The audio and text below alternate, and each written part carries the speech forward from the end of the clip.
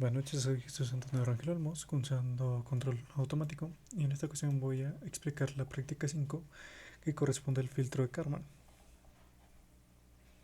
Bueno, como introducción es que en los sistemas de control automático la precisión y estabilidad del sistema depende de gran medida de la calidad de las señales y la retroalimentación de las mismas, proveniente de sensores y cualquier sistema electrónico que posee el sistema que estamos tratando de controlar.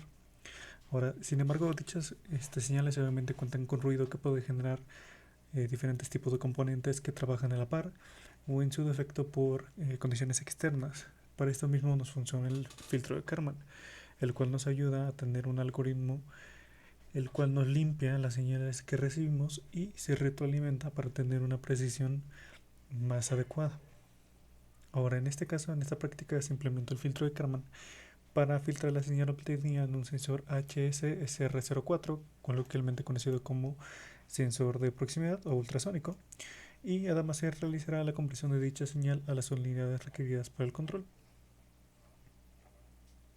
Bueno, como temas generales, el filtro de Kalman es una estimación del estado, el cual estima el estado interno de un sistema que puede ser variable, no medible o una combinación de variables.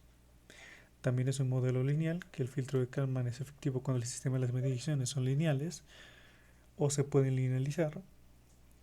El ruido, que el filtro de Kalman considera la presencia de ruido gaussiano en las mediciones y el modelo del sistema.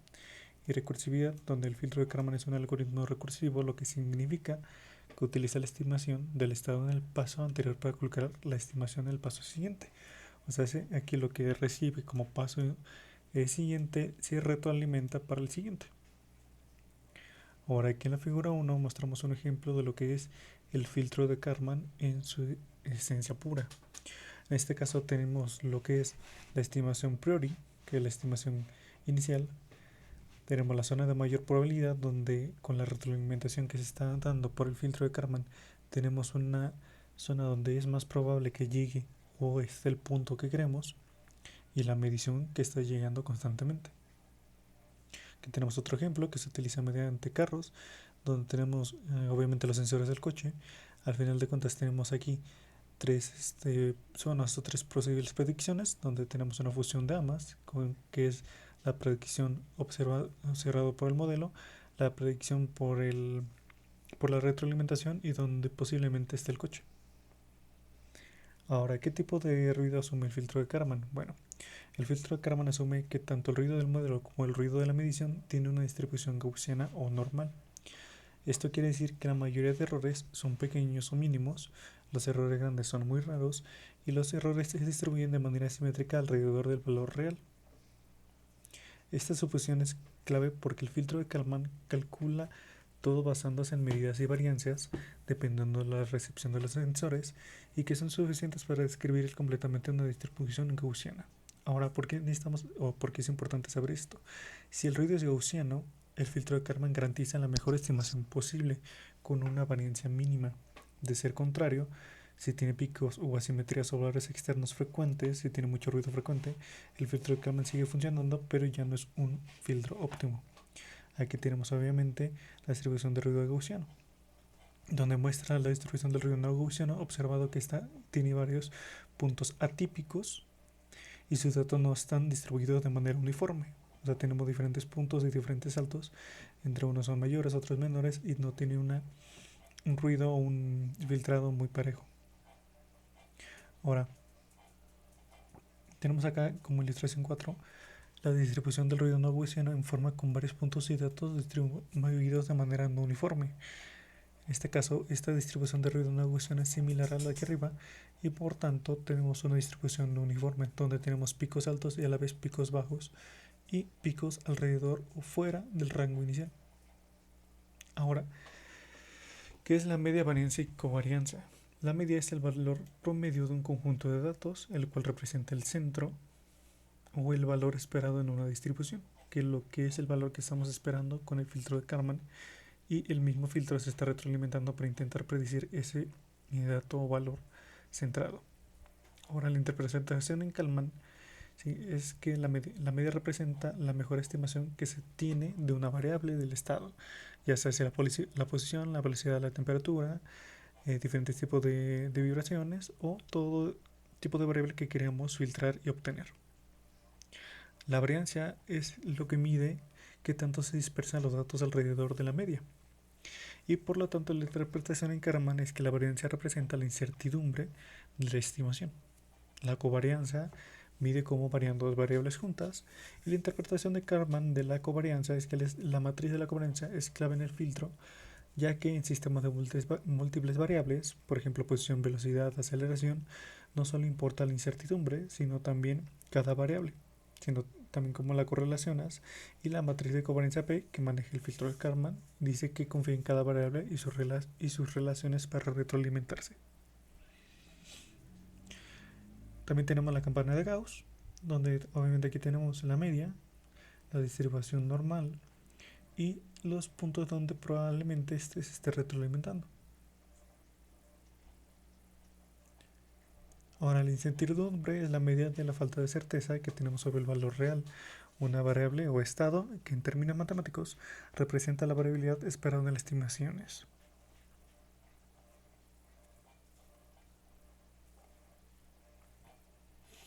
Ahora también tenemos un modelo matemático de Kalman donde utiliza dos modelos básicos, el modelo de evolución del estado, que es la predicción, y el modelo de medición, donde la relaciona el estado real con la medición que obtenemos en la ecuación. Ahora, la fase de filtro de Karman es que la primera fase es de predicción, donde en esta fase estima cómo será el estado y su incertidumbre antes de recibir una nueva medición o retroalimentación. Asimismo, aquí tenemos la fórmula donde tenemos la ecuación, donde x elevado a la k es el estado predictivo, el pk es la covariancia del estado, la k o la q es la covariancia del ruido del proceso, y f, b y uk menos 1 ya son definidos en el modelo anterior. Ahora la segunda fase es la fase de actualización o corrección. Cuando se recibe una nueva medición, se actualiza la predicción anterior con esta información. Y así continuamente mientras se va realizando la predicción. Ahora, el modelo del ruido de filtro de Kalman QIR es el filtro de Kalman necesita modelar correctamente las fuertes de incertidumbre, donde Q significa que es el ruido del proceso, que es la incertidumbre del modelo dinámico, y R es el ruido de medición de la incertidumbre en los sensores. Asimismo, estos dos ruidos son fundamentales para que Kalman funcione de manera óptima, donde el ruido de proceso Q representa la incertidumbre en la dinámica del sistema. Asimismo, captura las impresiones o perturbaciones no modeladas o no tenidas en cuenta en el sistema real, donde por ejemplo son cambios imprevistos en la aceleración de un objeto, influencias externas no consideradas en el modelo o alguna otra situación que se presente que no esté prevista en el modelo inicial, donde tiene como propiedad que se modela como un ruido blanco, tiene una matriz de covarianza y es diagonal si los errores de las variables son independientes o llenas si hay correlación entre variables. Como segundo punto, el ruido de medición R, que es la representación de la incertidumbre en mediciones obtenidas exclusivamente por sensores, modela errores como ruido electrónico, sensores e impresiones mal calibrados o condiciones ambientales, ya sea temperatura, vibración, humedad, etc. Tiene como propiedad que también se modela como ruido blanco, de media cero, y la matriz de covarianza R indica que la varianza de cada medición es en la diagonal. La correlación entre mediciones existe, que son normalmente se asumen como una R diagonal, y donde el ruido de medición VK sigue una distribución normal con media cero y covarianza R. Ahora esto confecta el QIR en el comportamiento del filtro. Bueno, en Kalman, la Q mide la incertidumbre de cómo evoluciona el sistema y R mide la incertidumbre de lo que observan los sensores. Ahora, la importancia del filtro de Kalman es que tiene una reducción del ruido en la señal, ya que los sensores reales no son perfectos y sus lectoras casi siempre contienen ruido. Entonces, el filtro de Kalman limita o reduce este ruido proveniente de los sensores. También mejora la precisión del sistema de control mediante la eliminación del ruido y teniendo un sistema lazo cerrado como lo que se usa en robótica o automatización o vehículos autónomos, la decisión de controlador depende directamente de lo que lee el sensor y su retroalimentación. Si es ruidoso, tenemos una lectura errónea y puede provocar algún error. También estima estados no medibles directamente, además de filtrar un ruido. El filtro de Kalman también puede estimar variables que no se miden directamente.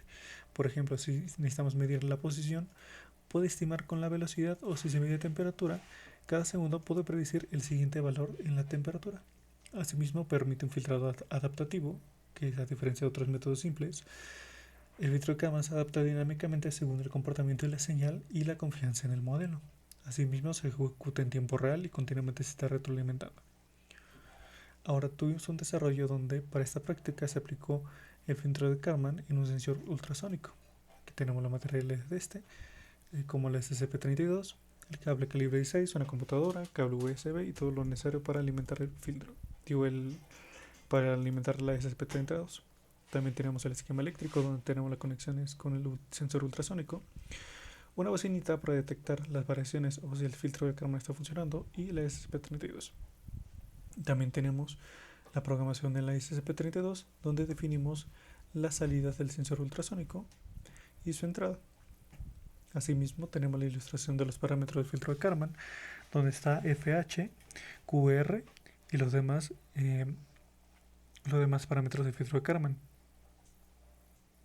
También tenemos estipulado un servo para que haga la función del servomotor, un impulso mínimo y la constante.